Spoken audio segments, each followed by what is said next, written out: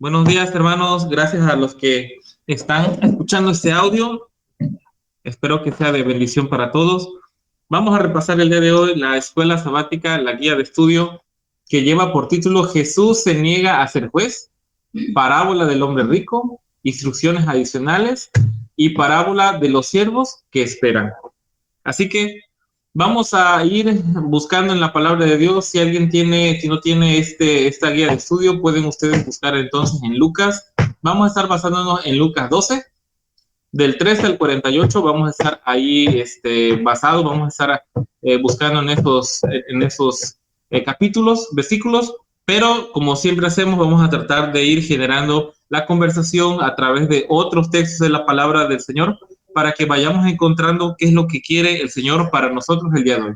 Así que vamos a estudiar entonces esta lección 9 para el 27 de noviembre. Ya estamos para finalizar este trimestre y se viene otra guía de estudio muy interesante que ya nuestro hermano Leandro por ahí preparó el diseño y bueno, a un poco el apoyo de todos los hermanos que han estado detrás trabajando para generar el documento traducido y redactado. Así que vamos a esperar en próximos meses qué es lo que viene para nosotros, pero en este momento vamos a estudiar entonces la escuela sabática. Así que iniciamos con las preguntas. Bueno, vamos con la primera pregunta. ¿Qué petición le hizo Jesús a uno de la compañía relativa a una herencia? ¿Cómo respondió? Lucas 12, del 13 al 14. Dice de esta manera: un hombre de la multitud le dijo: Maestro, di a mi hermano que parta conmigo a la herencia. Jesús le contestó: Hombre, ¿quién me puso por juez o repartidor sobre vosotros?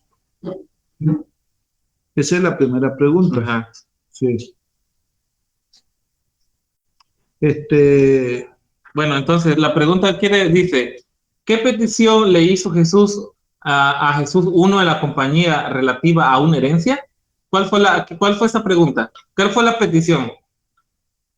Dice, un hombre de la multitud le dijo: Maestro, di a mi hermano que parta conmigo la herencia. Ok, ¿qué respondió el Señor Jesús?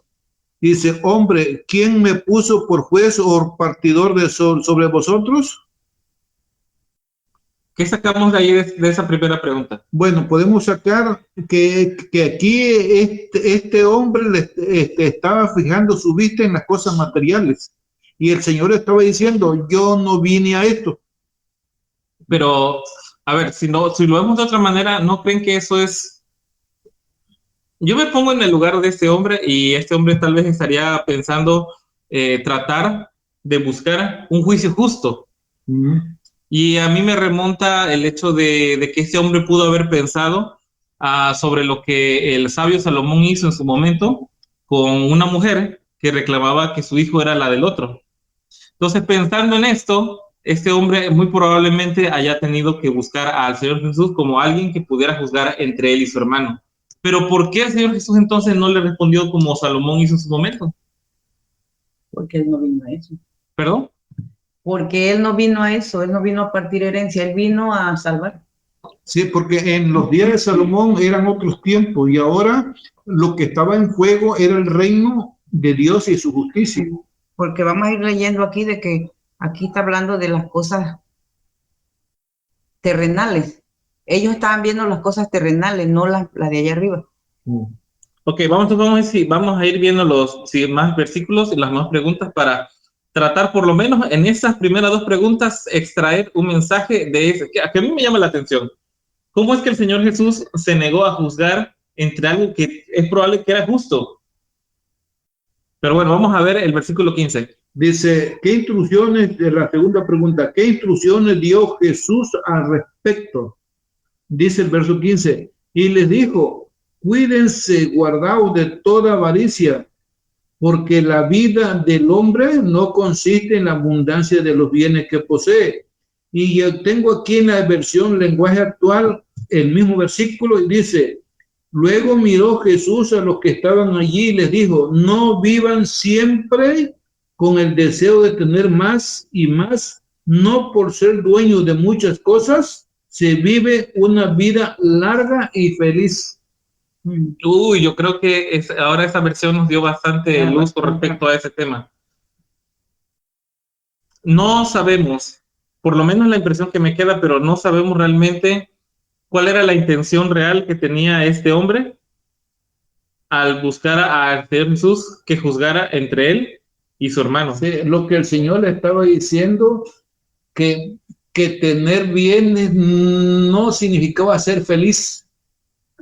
O sea, que eso, lo que el Señor Jesús le quería decir, que la felicidad consiste en tenerlo a Él. El apóstol Pablo en Filipenses 3 dice, yo renuncié a todo y lo tuve por basura por ganar a Cristo o conocer a Cristo. Entonces, y esas personas eran religiosas. Hay un texto en 1 Timoteo 6:17 que dice, a los ricos de este siglo manda que no sean altivos, ni pongan la esperanza en las riquezas, las cuales son inciertas, sino en el Dios vivo, que nos da todas las cosas en abundancia para que las disfrutemos. La impresión que me da sobre este punto, Selman Aarón, que ya se despertó, es de que este hombre al parecer no buscó al Señor Jesús en primera instancia por el reino de Dios. Ajá, es lo que te dice. O sea, el reino de Dios no le interesaba. O sea, no lo buscó, o sea, él tenía toda la oportunidad para poder hablar con su Salvador de algún tema que sí trascendiera este mundo. Y lo primero que buscó fue resolver un tema de una herencia. Entonces el Señor Jesús no juzgó entre él y su hermano, no porque no quisiera o no pudiera, sino porque sabía de que ese no era su prioridad de este hombre. Fíjense lo que está. Por eso es que el Señor Jesús le dijo, ¿no? Yo no vine a ser juez de partir herencia, yo vine a cumplir lo que tenía que cumplir, ¿no? Y de ahí ya le empieza a decir lo del rico insensato. Bueno, pero todavía no llegamos a ese punto. Entonces, esas dos preguntas me están dando a entender que la búsqueda de Cristo, la búsqueda del Señor Jesús en unas circunstancias de necesidad puede ser algo engañosa. No sé cómo lo ven ustedes, pero puede ser algo engañoso.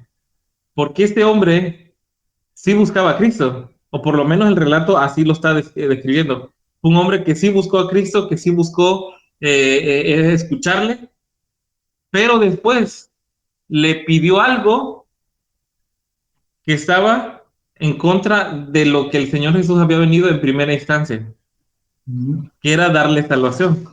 Entonces este hombre agarra y lo que hace es acercarse a él para pedirle que juzgue entre una herencia. No sé si esto puede ser algo muy, muy cotidiano en la actualidad, en donde muchas personas puedan tener acercamientos al Hijo de Dios nuevamente por circunstancias que no son las correctas. De eso platicábamos la semana pasada, ¿no? Ahí cuando fuimos con los hermanos de Misquiahuala, platicábamos acerca de eso. ¿Cuál es el motivo por el cual tú te acercas al Señor Jesús? Aquí estamos viendo de que este hombre, por lo menos, su motivación no era buscar la salvación. Bueno, me estoy acordando de San Juan 6, a donde ahí dice el verso 1 y 2 que muchos buscaban al Señor por los milagros y otros buscaban al Señor por las comidas. O sea, ¿por qué motivo el ser humano busca a Dios? Y entonces este señor, la respuesta se encuentra en la pregunta 3. Ahí se encuentra. Vamos entonces a la pregunta 3. Dice la pregunta 3, ¿cuál? Ajá, sí, la pregunta 3. No, es que me brinqué a las 5. No, la pregunta 3. Vamos con la pregunta 3. Sí. Dice, la relación del cristiano con las cosas materiales. No, la pregunta 3. La pregunta 3 dice, ¿con qué parábola ilustró el peligro de la codicia? Es que le dices el título. Ah, sí, cierto. Sí, no. En la pregunta 3 dice, ¿con qué parábola ilustró el peligro de la codicia?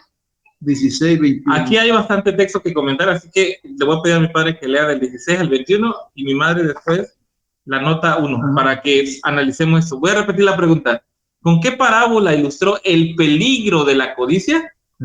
Aquí 12, 16 al 21 dice, y le contó una parábola diciendo: la heredad de un hombre rico había producido una gran cosecha, y pensó dentro de sí: ¿qué haré? Porque no tengo dónde juntar mis frutos. Y dijo: esto haré, derribaré mis graneros y los dedicaré mayores, y allí guardaré todos mis frutos y mis bienes.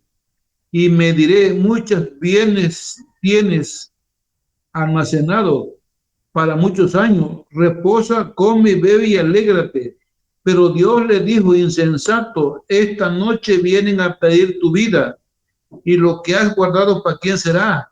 Así es el que hace tesoro para sí, no es rico en el reino de Dios. Amén. Entonces, ¿con qué parábola ilustró el peligro de la codicia? ¿Cuál fue la parábola? Del rico insensato. ¿Pero por qué era insensato? Sí, porque su mente estaba aquí en las cosas terrenales. Pero, y por eso dice el Señor: donde está vuestro tesoro, ahí estará vuestro corazón. pero, ¿entonces es malo ser rico? No, de una manera, porque Abraham fue rico, Lot fue rico, Salomón fue rico. Salomón fue rico. Digo, David y todos los reyes que fueron siervos de Dios no eran pobres. ¿No? Entonces, ¿por qué existe tal vez bueno, por lo menos aquí en México existe como que una cierta sensación de que la pobreza es ser bueno y la riqueza es ser malo? Pero ¿de eso de dónde viene? Bueno, Esa idea, yo les comento rápido, esa idea proviene del hecho de hacer méritos. El hecho de ser pobre es como que estás haciendo un mérito de que te hace falta dinero, entonces tú sufres, y si tú sufres, entonces te acercas más a Dios. Y aquí volvemos al mismo punto: ¿por qué te acercas a Dios? ¿Porque tienes necesidad? Esa no es la motivación correcta para seguir a Dios. Entonces, el rico insensato no era insensato por ser rico, sino era insensato porque su corazón, ¿dónde estaba puesto? Pues aquí, bueno, a las personas que mencionamos, a Lot, a Abraham y todas esas personas que fueron ricos, porque su riqueza lo tenían en segundo plano y en primer plano estaba el Señor. Entonces, ese rico insensato, en primer lugar estaban todas sus riquezas y Dios estaba en el último lugar. Ok, hay una nota, para que Nota podamos leer. uno, Sí, pero antes de leer la nota, yo quiero leer aquí en Proverbios 26-23, dice: considera atentamente el estado de tus ovejas, cuida tus rebaños, porque la riqueza no dura para siempre, ni la corona por todas las generaciones. Ahora, acá hay otro texto en Santiago 3:14, Santiago 4:14. Dice: no sabéis lo que sucederá mañana, porque ¿qué es vuestra vida?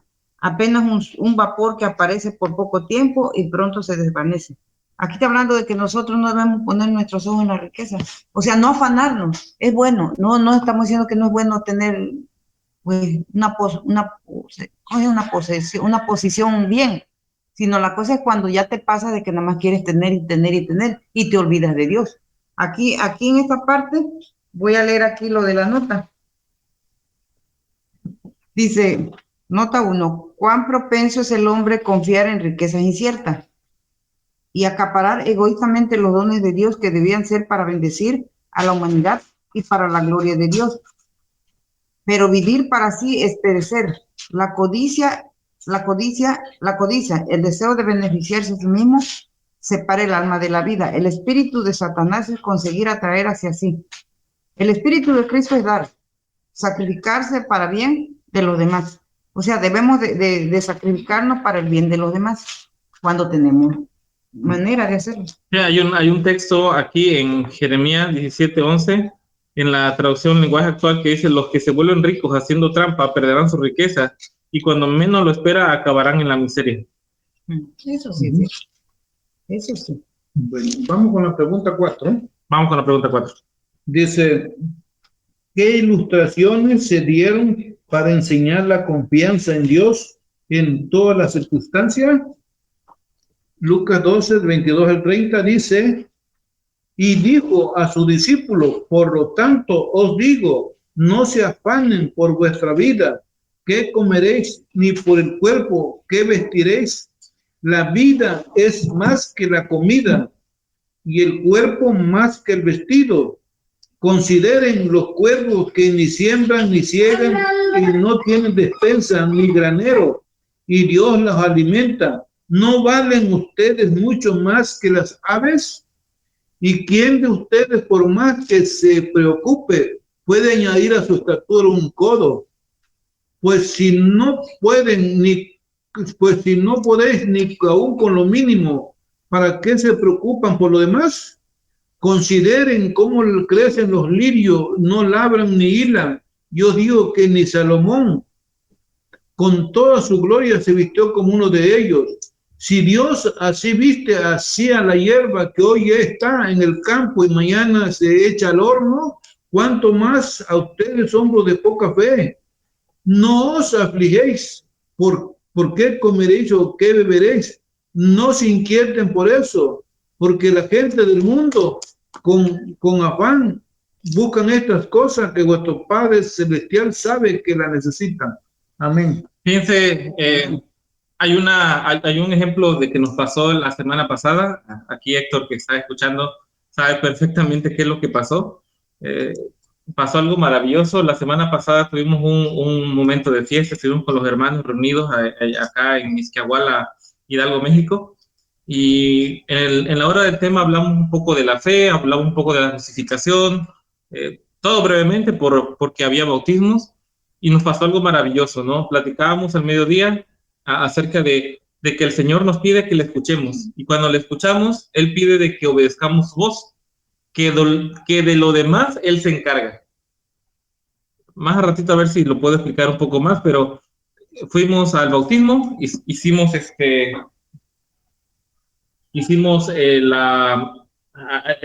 toda la ceremonia, y lo que pasó después fue algo maravilloso. El teléfono con el cual filmamos y el tripié y todo lo que utilizamos para hacer la transmisión se quedó en el río, se quedó en el lugar donde fuimos. Y precisamente había un hombre que nos atendió, que nos habló, que se nos hizo un poco raro su actitud, y nos dio su teléfono. La verdad, nosotros pasó desapercibido el por qué nos quería dar su teléfono, pero descubrimos que el Señor tenía todo preparado. Se nos quedó a nosotros la cámara, se nos quedó el tripié, el micrófono, todo se nos pasó. Ahí había mucha gente, nos fuimos, y cuando llegamos al templo nuevamente nos acordamos de que habíamos perdido, habíamos dejado extraviado estos artículos. Pero el Señor, en su infinita misericordia, nos dio la oportunidad de conocer a este hombre ahí en el río. Y ahora le marcamos a él por teléfono, a este teléfono que él nos dio, y nosotros dijimos, bueno, no sé por qué nos dio su teléfono, pero bueno, vamos a obtenerlo. Pues bueno, la razón era más que clara. Él quería tener un contacto con nosotros, pero no sirvió para eso. Le hablamos y él nos dijo, aquí está su equipo, se los estoy cuidando. Algunas personas querían llevárselo. Cuando Héctor y el hermano Axel llegaron, descubrieron que no solamente él no los había guardado, sino que ese hombre también había caído en tentación para poder quedárselo, y que acababan de agarrar en el lugar a un ladrón que andaba robando celulares. Entonces, ¿a dónde quiero llegar? El Señor nos dice en el versículo, aquí hay otro versículo, dice, por tanto digo, no afanéis por vuestra vida, qué habéis de comer o qué habéis de beber, ni en vuestro cuerpo qué habéis de vestir. ¿No es la vida más que el alimento y el cuerpo más que el vestido? Esto recordando que si el Señor nos pide a nosotros poder escucharle su voz, y nosotros, como en la primera ilustración de ser juez, el Señor Jesús, Él tiene una misión muy especial, que es venir a redimir nuestra alma, nuestro ser, que en consecuencia, al limpiar esas partes que para Él es más importante que una herencia, Él entonces va a hacer que todo lo demás funcione para nuestro bien. Yo sé que para nuestro bien sería mejor comprar un terreno más grande o tener una posesión más grande, eso es como que lo más natural de un ser humano, pero para el Señor puede ser que en lo poco pueda convertir de ti un hombre y una mujer más cercana al corazón de Él. Entonces, este sábado que pasó aprendimos una lección muy, muy grande, y ahorita recordando lo que estamos leyendo aquí, el 29, Lucas 12:29 dice: vosotros pues no os preocupéis por lo que habéis de comer, ni lo porque habéis de vestir, ni estéis ansiosos por ello.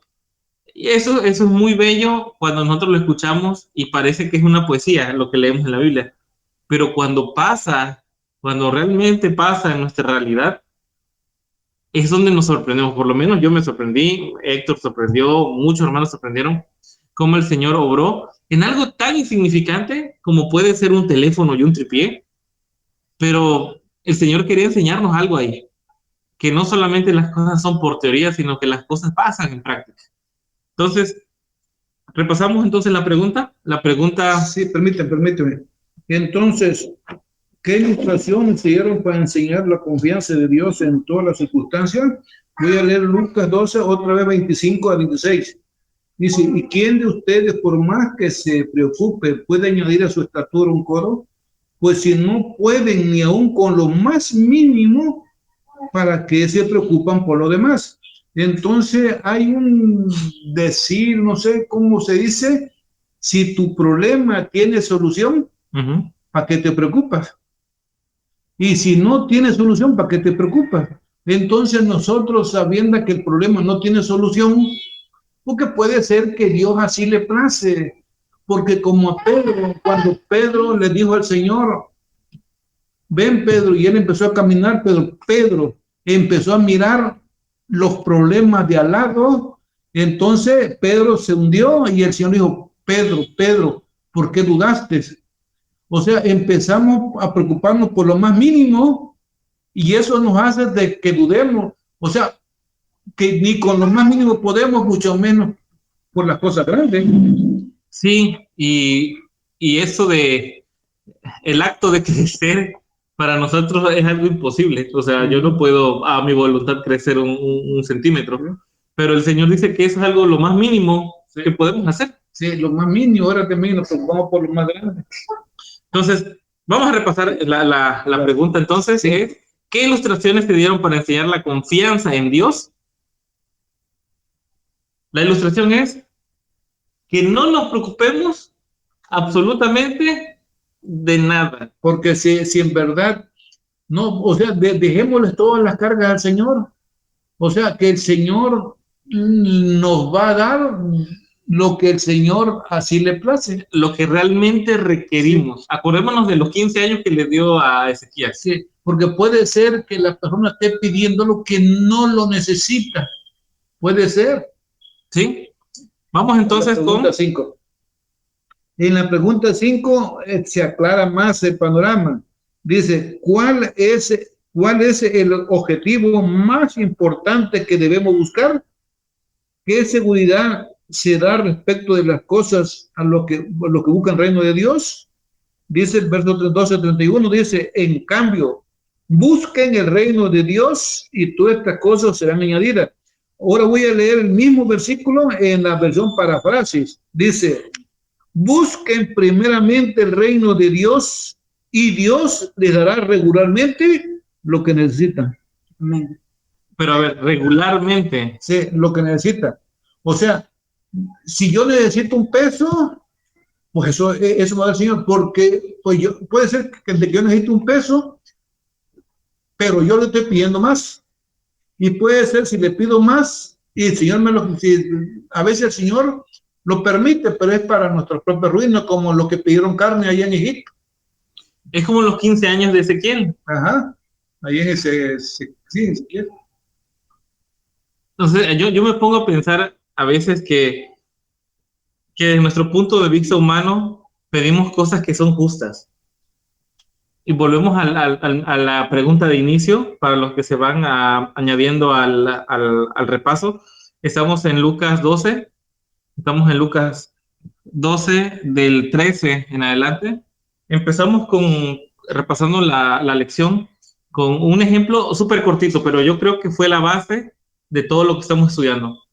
De hecho, todo esto que estamos hablando se desprende de una conversación que le está haciendo el Señor Jesús a este hombre que llegó a pedirle un favor. ¿Sí? Un favor que es justo. A mi punto de vista es justo. Señor, yo quiero que me ayudes a hacer juicio entre mi hermano por una herencia. Yo lo miré cuando mi hijo Arturo tenía como 3 años. Yo sufrí un accidente. Entonces yo lloraba porque el problema fue con mi columna. Yo lloraba y yo le digo, ¿qué voy a hacer? ¿Qué voy a hacer ahora? ¿Qué voy a hacer ahora? El tiempo pasó y sin embargo no le estoy fiel al 100% al Señor, y sin embargo el Señor nos ayudó hasta ahorita el crecimiento de mi Arturo, todo. Ahora imagínense si fuéramos fieles como el Señor manda. ¿No mandaría el Señor a los cuervos a alimentarnos como cuando en el pasado? Fíjense que yo descubro aquí la misericordia de Dios. Hemos estado leyendo pasajes en donde nosotros podemos encontrar que la intención de estar con el Salvador debería ser por amor y no por interés. Pero a pesar de eso, el Señor nos ama tanto que pasa por alto esa forma de buscarle, y Él nos ama de verdad. Imagínense que ustedes, voy a poner el ejemplo de Carlos, si a Carlos lo buscara una persona, una muchacha, pero lo buscara por interés, ¿cómo se sentiría Carlos? ¿Cómo se sentiría Héctor? ¿Cómo nos hubiéramos sentido si nuestras parejas nos hubieran buscado realmente por un interés? ¿Estaríamos contentos? ¿A gustos? Me estoy acordando de una predicación que el predicador dijo: yo le digo a mi mujer, me planchas mi ropa y te doy 1,000 pesos, o al revés, si no me planchas mi ropa te doy de balazos. Bueno, en uno de los dos casos la mujer iba a actuar por interés, pero no por amor. Sí, y entonces aquí nosotros podemos ver cómo el Señor, a pesar de que se da cuenta que le buscamos por interés, Él es suficientemente misericordioso para entender que nuestra ignorancia, nuestra falta de entendimiento, lo que nos haga falta, le buscamos. Y si nosotros a pesar de eso nos quedamos y escuchamos su voz, Él deja, ¿cómo es el texto?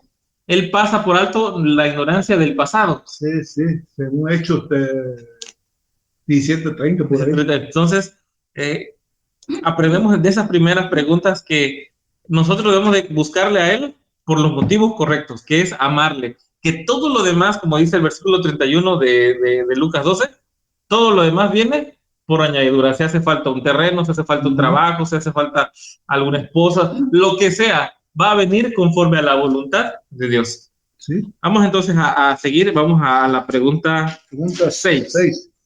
Dice, ¿qué promesa se da al pueblo de Dios, aunque sean pocos? Dice, no teman manada pequeña, porque vuestro Padre le ha placido darle el reino. Ahora voy a leer en la versión popular. Dice, no tengan miedo, ovejas mías, ustedes son pocos, pero el Padre en su bondad ha decidido darle el reino. Me estoy acordando lo que dice el Señor en el libro de San Mateo, donde están 2 o 3 congregados en mi nombre, ahí estoy yo en medio de ellos. O sea, si Cristo no está en ese lugar, de nada sirve de que hayan miles de gente. Y tampoco, si Cristo no está donde hay pocos, de pocos tampoco sirve. O sea, lo más importante y lo más valioso de todo es que Cristo esté presente. Amén. Sí, eso es algo que hemos estado viendo en muchísimas ocasiones cuando visitamos hermanos, cuando vamos a acompañar. A veces la abundancia de personas engaña a un cierto fervor cristiano. Pensamos que a veces la multitud de personas hacen como que de esa iglesia que esté el Espíritu Santo porque hay un montón de personas. Y no, o sea, realmente esa es una sensación humana. Sí. Porque lo que importa realmente es la intención del corazón de las personas que estén. Sí, porque puede ser, hay una palabra que llaman placebo, ¿no? Sí, un placebo. Sí, puede ser, vamos a suponer la vacuna.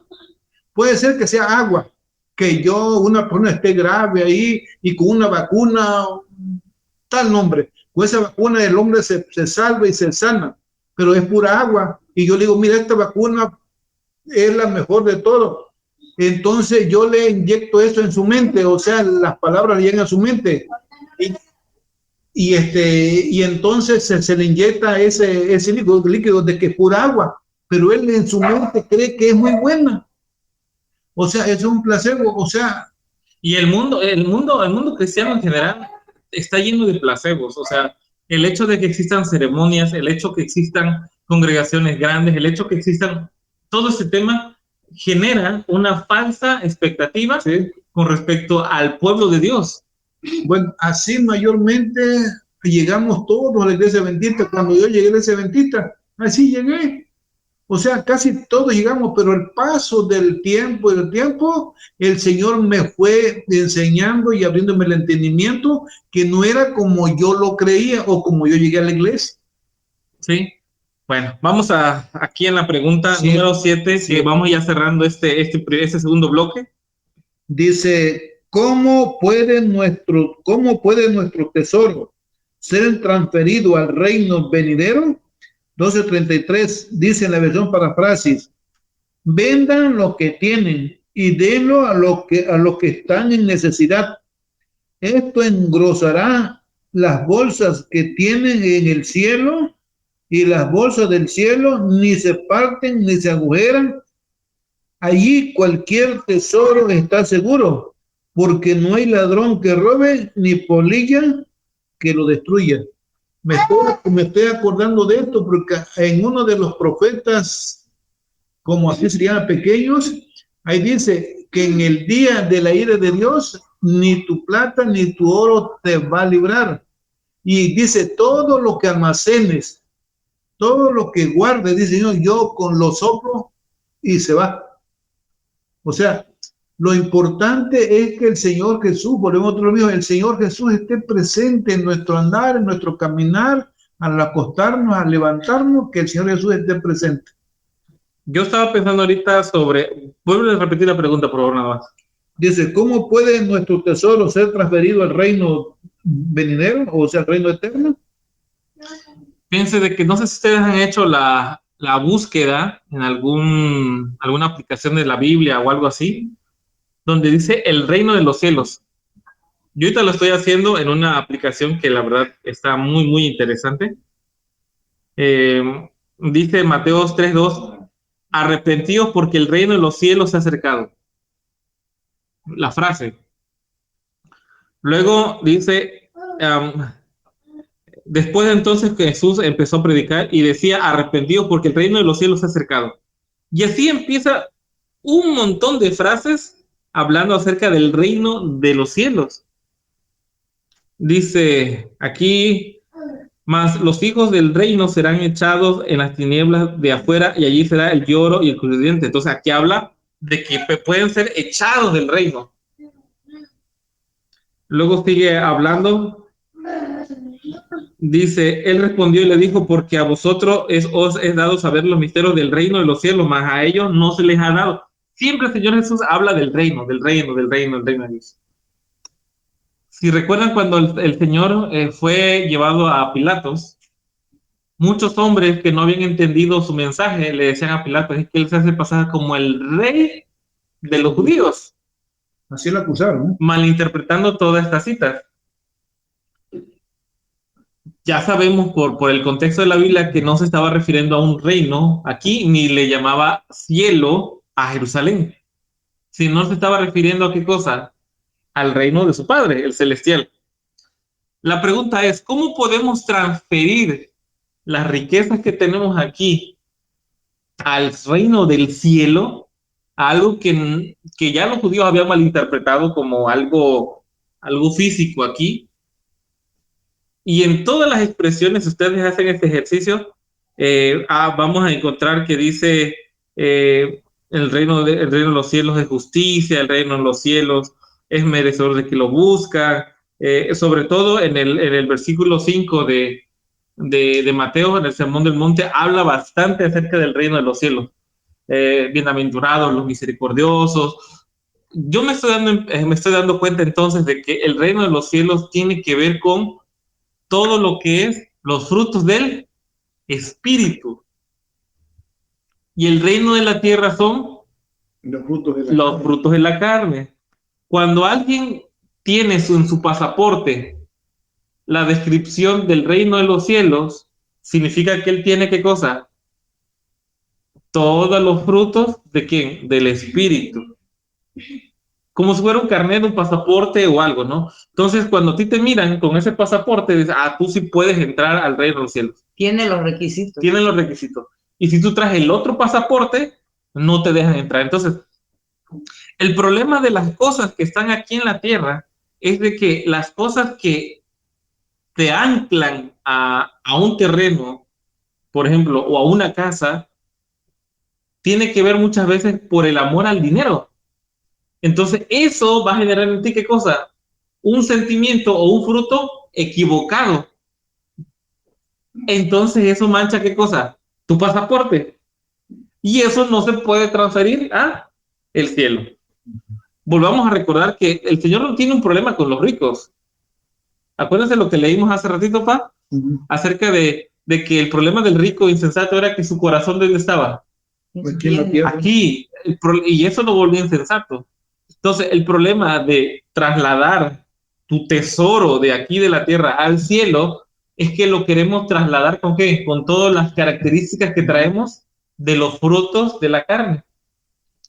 Puede ser un rico o puede ser un pobre.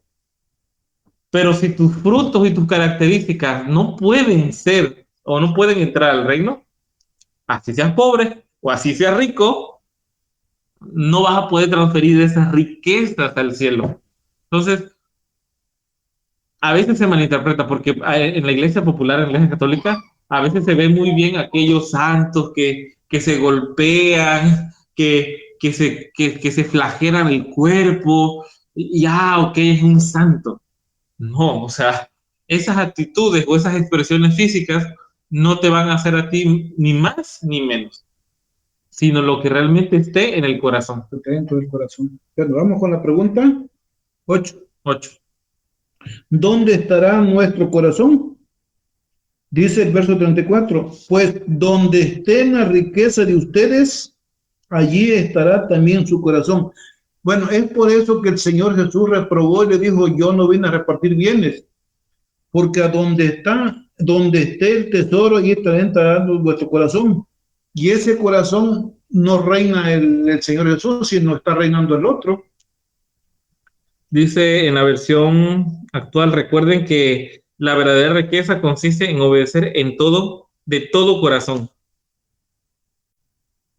La verdadera riqueza consiste en guardar, en obedecer de todo corazón, no por una motivación. Y vuelvo a repetir el inicio de la escuela sabática. Un hombre que había seguido al Señor Jesús, que había dado de su tiempo para escucharlo, tal vez se abrió paso entre la multitud, se acercó a él y lo primero que le dijo fue, ayúdame a conseguir una herencia. Eso fue lo primero que dijo. Y después lo que pasó es que él se ganó un regaño, que es el que estamos ahorita leyendo nosotros, el Señor Jesús, explicándole que eso no es lo importante. Sí. Vamos entonces con la pregunta número 9. Dice, ¿qué parábola se utilizan para mostrar la necesidad de la fidelidad en los deberes cristianos y en la búsqueda del Salvador? ¿Qué promesa se da a los que se encuentran velando? Aquí ya estamos en la otra sección, que es reparación para la llegada de Cristo. Sí. Dice, ¿qué promesa se les da a los que se encuentran velando? Bueno, del capítulo 2, del 35 al 40. Es 36. ¿Cómo? Es 36. 35 al 40. 35 al 40. Ajá. Dice, estén preparados, vestidos con sus lámparas encendidas, como criados que estén esperando que su amo regrese de una boda para abrirle la puerta tan pronto como llegue y toque. Dichosos los criados a quienes su amo al llegar encuentre despierto. Les aseguro que el amo mismo los hará sentarse a la mesa y se dispondrá a servirle la comida. Dichoso pues si los encuentra despiertos, aunque llegue a la medianoche o en la madrugada. Si sepan ustedes esto, si el dueño de una casa supiera a qué hora va a llegar el ladrón, no dejaría que le abrieran su casa para robarle. Ustedes también estén preparados, porque el Hijo del Hombre vendrá cuando menos lo esperen. Fíjense nomás lo que dice el verso 35. Estén preparados y vestidos con lámparas encendidas. Me estoy acordando que esto es lo mismo de San Mateo 25. Dice, lámparas encendidas. Estén preparados y vestidos con sus lámparas encendidas. Voy a leer Mateo 25, del 1 en adelante. Dice, entonces el reino de los cielos será semejante a 10 vírgenes que tomaron sus lámparas y salieron a recibir al novio.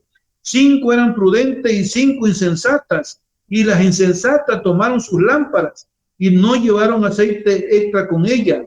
En cambio, las prudentes tomaron aceite en su vasija junto con sus lámparas. Y como el novio tardaba, todas cabecearon y se durmieron. A la medianoche oyeron el clamor. Ahí viene el novio, salgan a recibirlo. Entonces las vírgenes se levantaron y arreglaron sus lámparas. Las insensatas dijeron a las prudentes, danos vuestro aceite porque vuestras lámparas se apagan.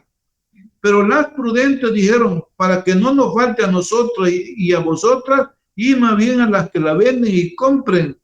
Y mientras fueron a comprar, llegó el novio y las que estaban preparadas entraron con él a la boda y se cerró la puerta.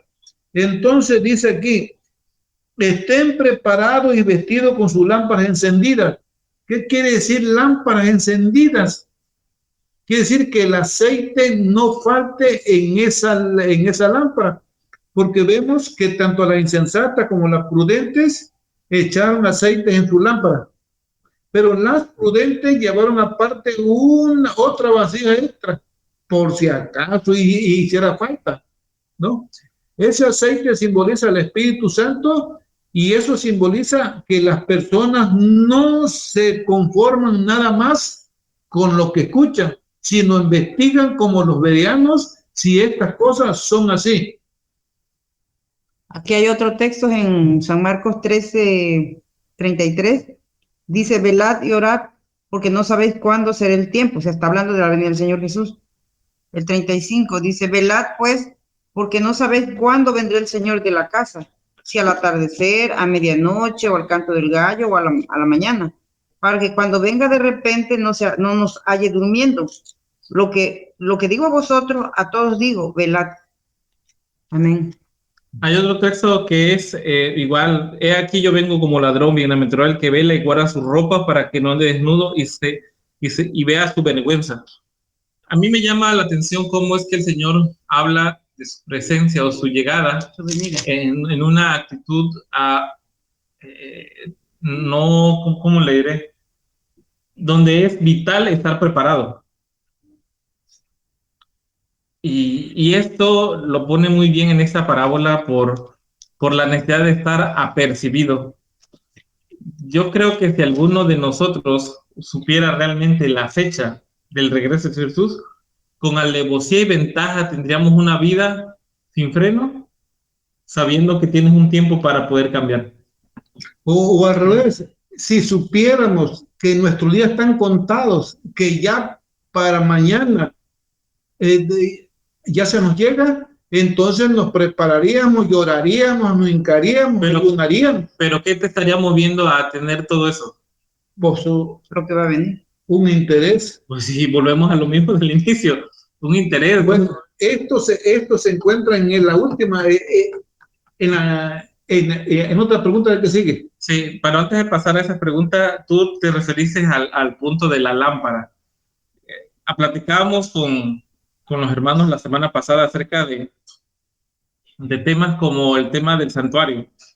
No lo hemos abordado aquí, pero en el 2018, en el 2019, el primer trimestre, hablamos acerca del santuario en la escuela sabática. Y ahí aprendimos cómo no solamente los artículos que estaban dentro del santuario tenían un significado para el pueblo de Israel, sino que tienen un significado para el desarrollo del cristiano. Y alguien que acepta, fíjense cómo es lo interesante de esta analogía del santuario. Alguien que se toma el tiempo de ir y entrar al atrio es alguien que se dispone a escuchar. Después él sacrifica, en ese caso, sacrifica algo. Él debería de morir, pero él acepta la muerte ¿de quién? Del Señor Jesús.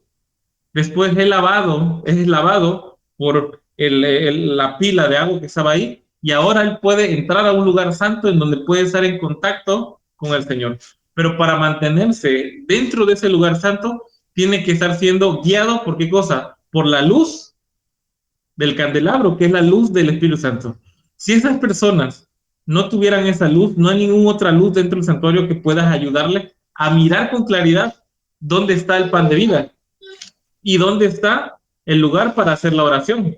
O sea, es la luz la que guía a las personas a dónde se encuentran, cuando dice en la mesa con los panes. Si no tuviese esa luz que alumbrara, entonces las personas le costaría trabajo, puede ser que ni encontrarían nunca ese pan, que es el pan de vida. Recordemos que en la antigüedad no es que hubiera abundante luz en la noche, ¿eh? No había luz eléctrica. Y si había una luz solamente que consistía en 7 flamas, si se apagaban esas, no había más. Por eso nosotros encontramos en 1 Samuel 2, cuando los hijos de Eli cometían pecado, para que la gente no los viera, ¿qué cosa hacían? Apagaban la luz. Entonces dice que el Señor llamó a Samuel cuando era pequeño y dice, justo antes que las lámparas antes que la lámpara, que la luz se apagara. Pero si nosotros vamos a Levíticos, nos damos cuenta que las luces nunca se apagaban. Entonces, cuando vemos esto, nos damos cuenta que la condición del ser humano en su carencia moral es por la falta de dirección del Espíritu Santo. Entonces, para que nosotros podamos estar apercibidos de que el Señor viene, tenemos que tener ¿qué cosa entonces?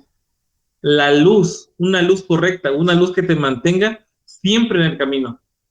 Bueno, vamos con la pregunta 10. Aquí está la respuesta que estamos leyendo. Dice, ¿cuál es el trabajo del mayordomo fiel? ¿Qué promesa se hace a los que son fieles? Aquí Pedro hace una pregunta y le dijo, Señor, ¿dices esta parábola a nosotros también o a todos? Ajá. El Señor respondió, ¿quién es el mayordomo fiel y prudente a quien el Señor pondrá sobre su casa para que le dé su ración a tiempo? Dichoso el siervo a quien cuando el Señor venga lo encuentra haciendo así. Y en verdad os digo que lo pondrá sobre todos sus bienes. Dice, entonces Pedro le dijo, Señor, ¿dice estas cosas nada más a nosotros o a todos? Y el Señor respondió, ¿quién es el siervo, el mayordomo fiel y prudente que el Señor puso sobre su casa?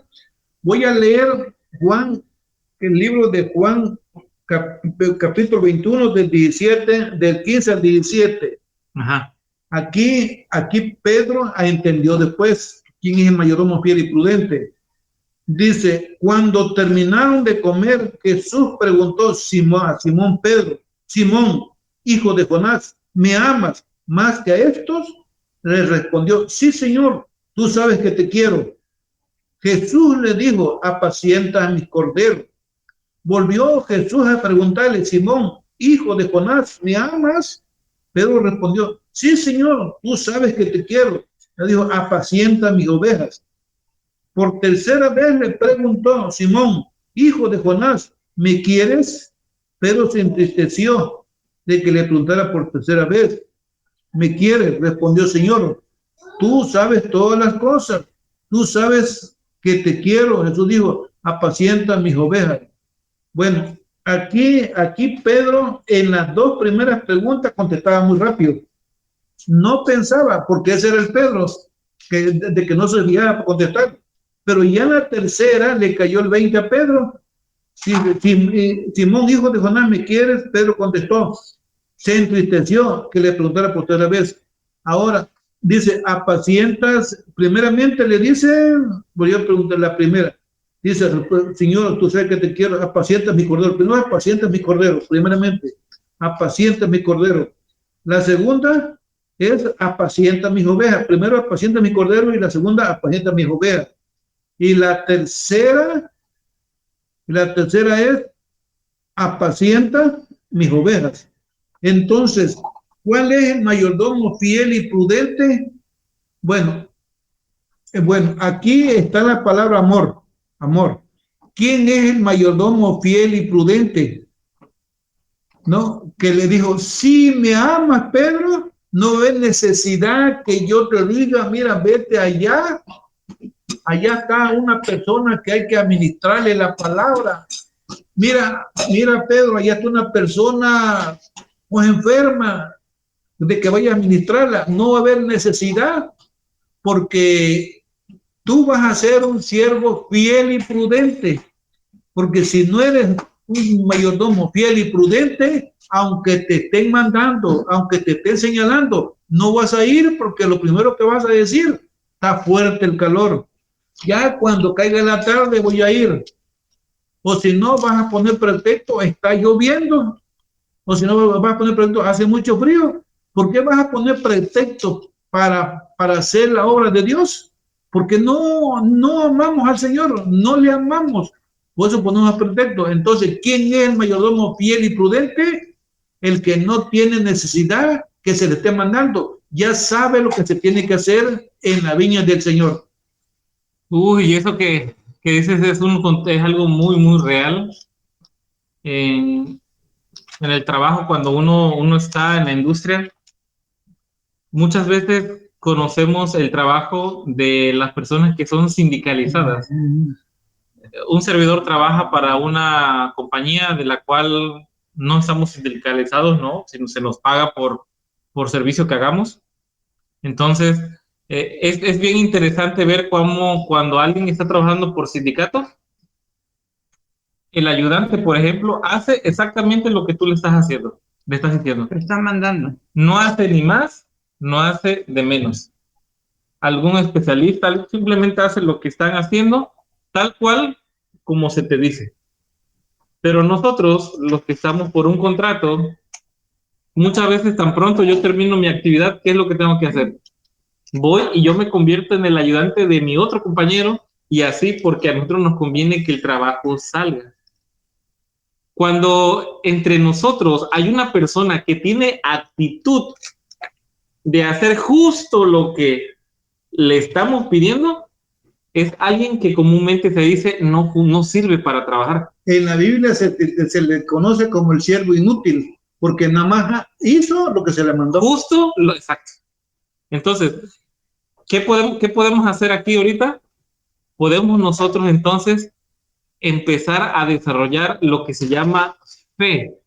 Porque si nosotros viéramos con claridad el camino a seguir, ¿qué de buena obra existiría en eso? Es lo mismo que como cuando hablamos acerca de qué hay de bueno de saludar solamente a los que se llevan contigo y no saludar a los que no se llevan contigo, ¿no?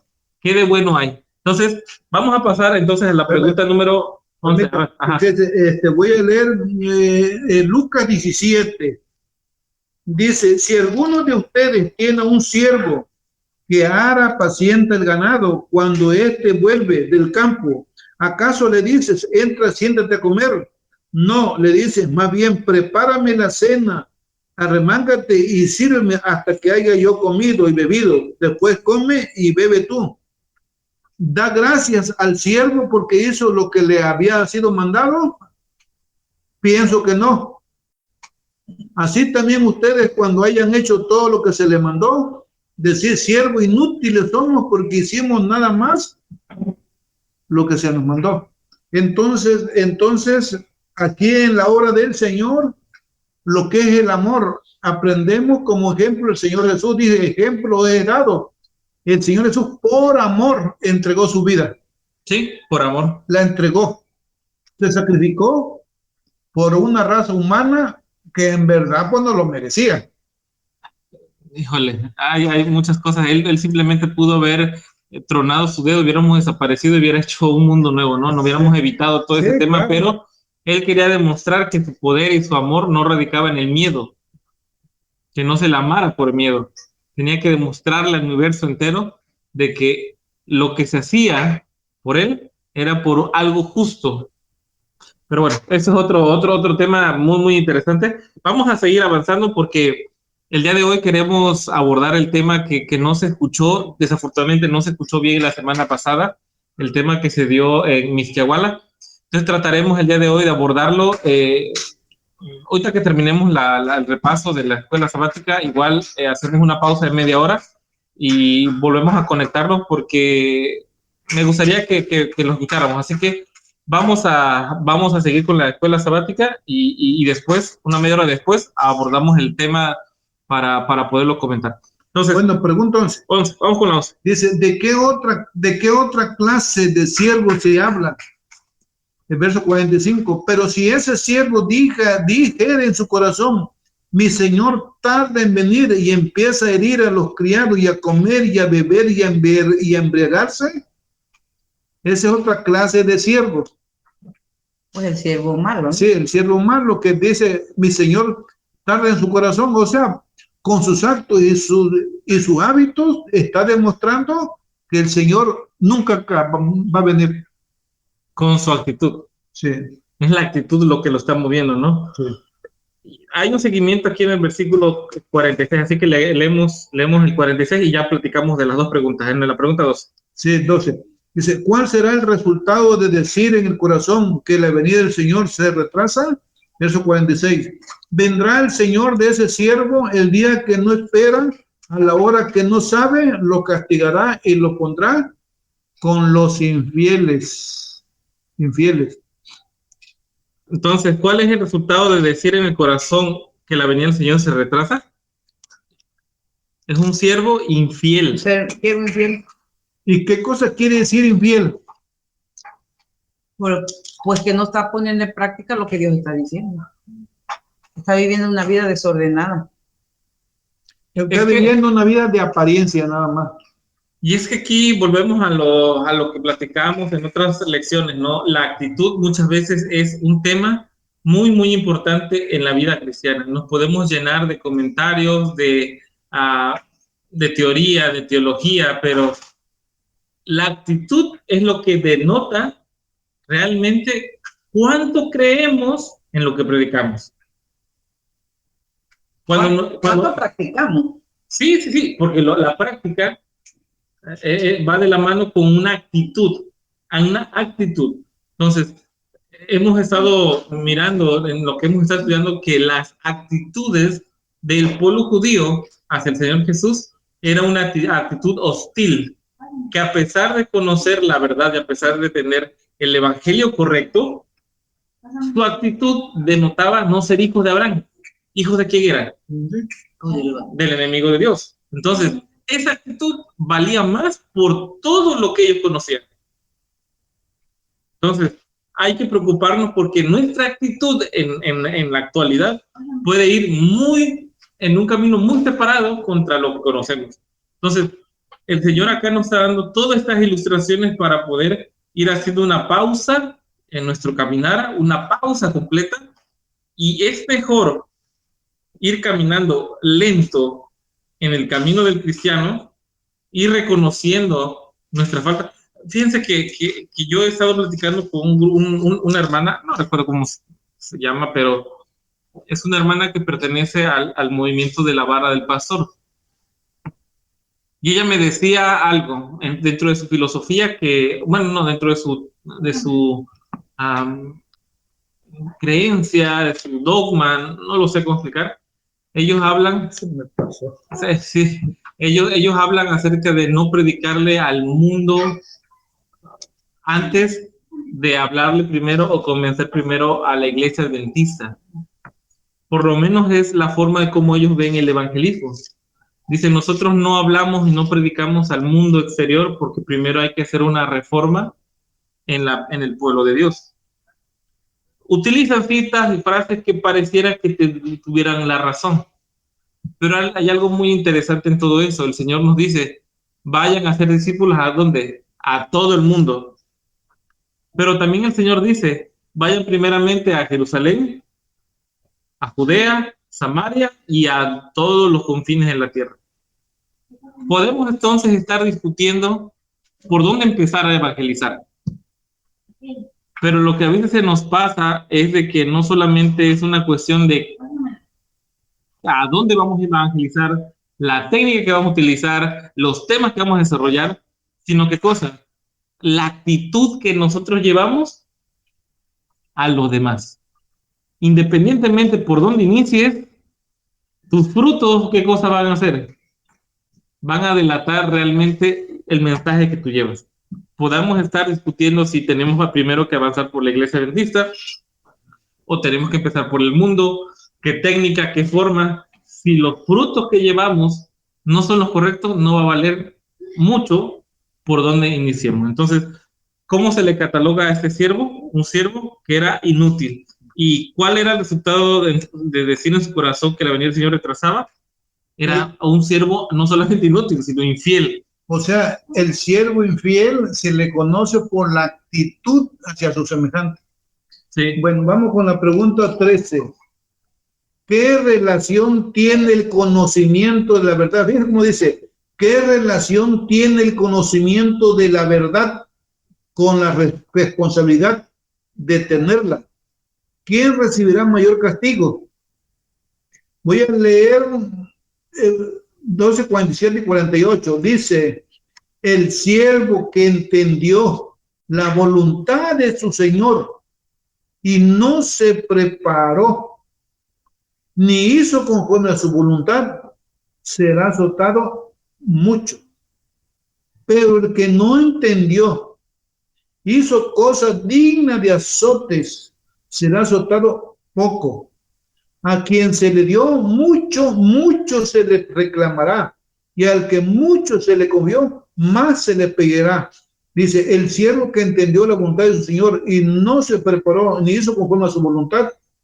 Bueno, voy a leer unos textos adicionales, Santiago 4:17, con respecto a lo que dice del siervo infiel. Dice Santiago 4:17, por lo tanto, el que sabe hacer lo bueno y no lo hace, comete pecado.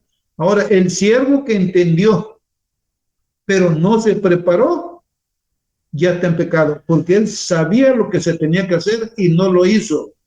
Ahora, voy a leer Juan 9:41, con respecto cuando el Señor le da la vista al ciego y los judíos persiguen al Señor Jesús y lo acusan. Dice 9:41, respondió Jesús, si fueren ciegos no tendrían pecado, pero ahora que dicen vemos, vuestro pecado permanece. En la versión parafrasis dice de esta manera, si estuvieran ciegos no serían culpables. Le respondió Jesús, son culpables porque afirman saber lo que están haciendo. O sea, ¿a dónde radica el pecado? ¿A dónde radica el pecado? Por ejemplo, dice la escritura en Mateo 5, dice, el que ve a una mujer la desea en su corazón, ya están pecados, tanto mujer como hombre. O sea, el pecado radica en que la persona sabe lo que es bueno y no lo hace.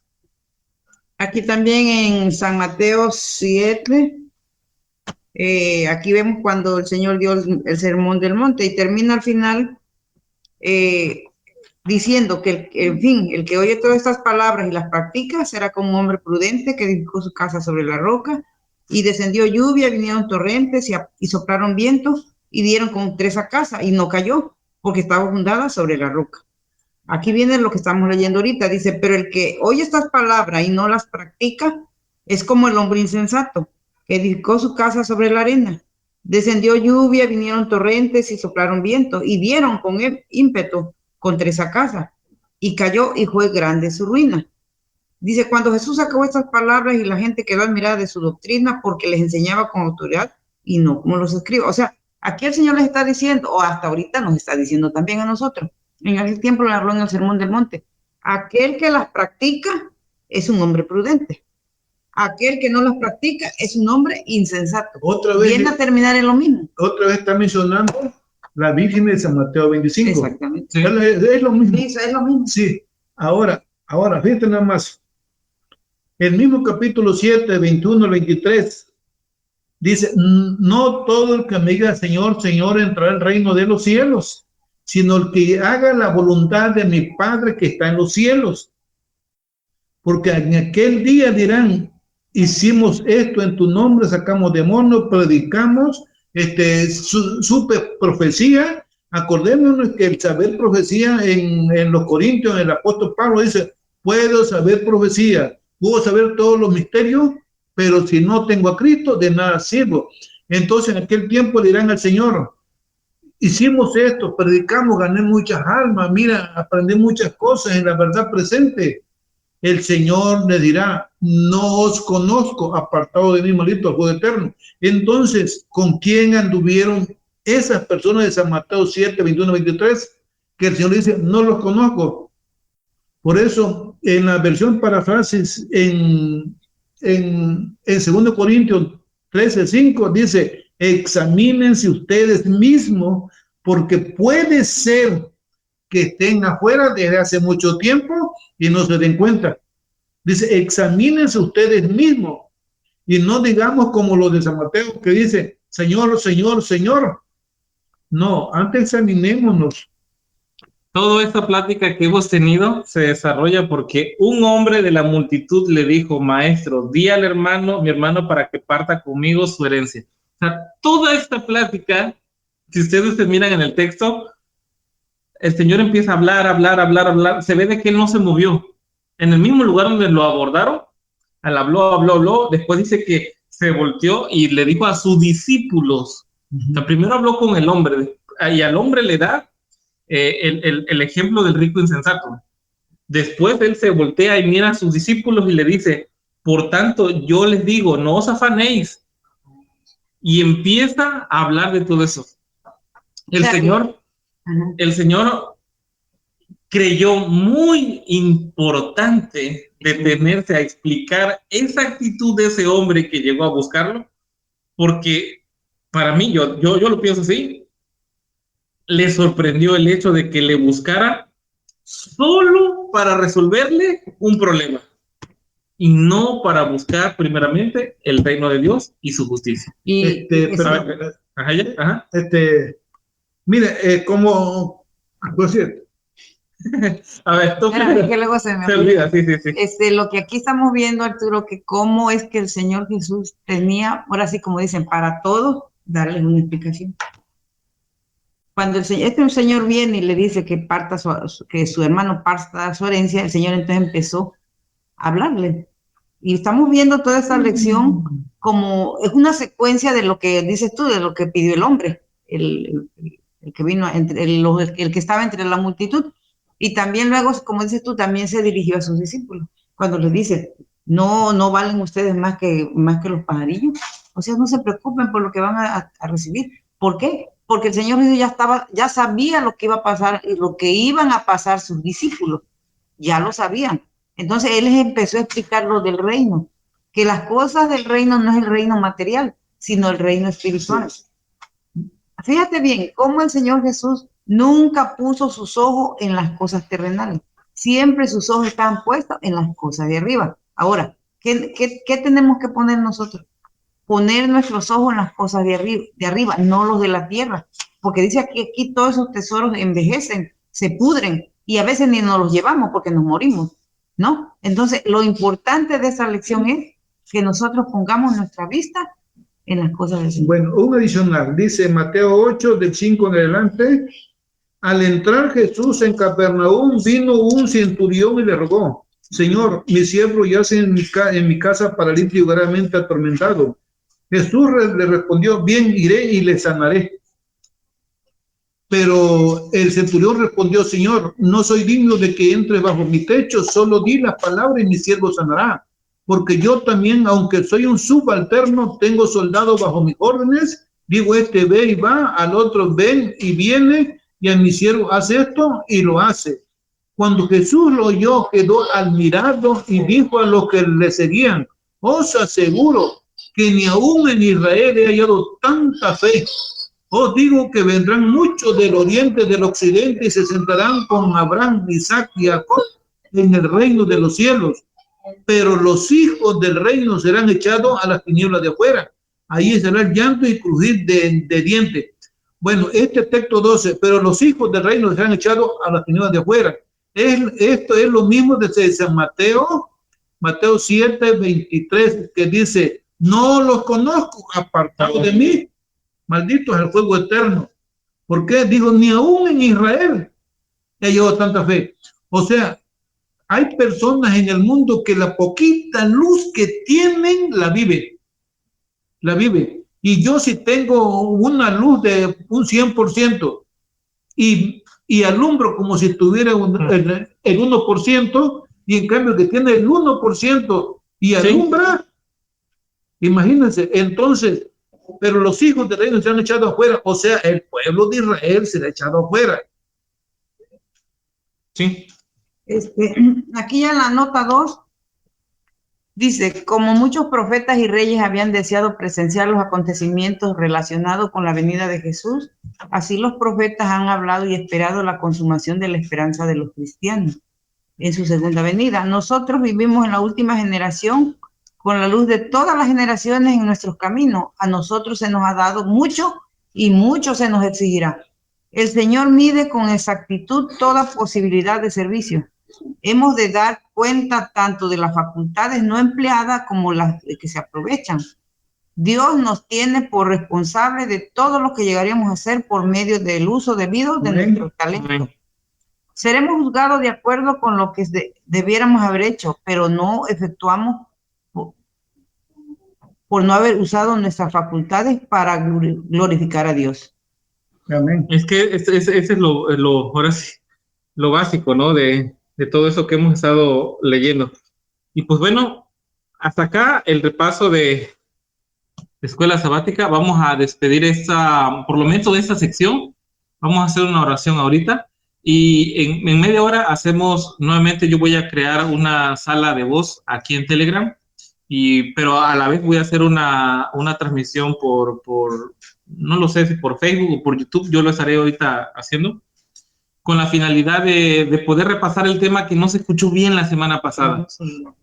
No, sí se grabó, pero no se escuchó bien. De hecho, por ahí me comentaron de que no se pudo escuchar bien. Entonces, para aquellas personas que tenían el interés, vamos a hacerlo otra vez. Yo sé que Héctor, ya lo escuchaste tú la semana pasada, pero no está de más volverlo a repasar.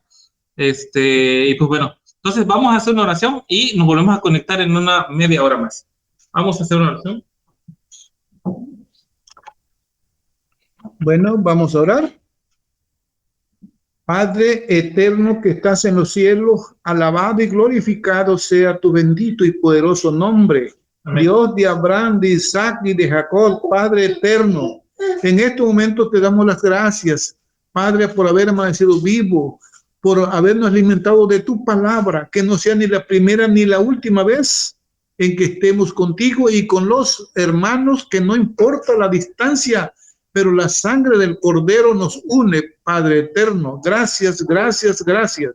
Todo te lo agradecemos en el bendito y poderoso nombre de tu amado Hijo Jesús, para él sea la honra y la gloria por los siglos de los siglos. Amén. Amén. Amén.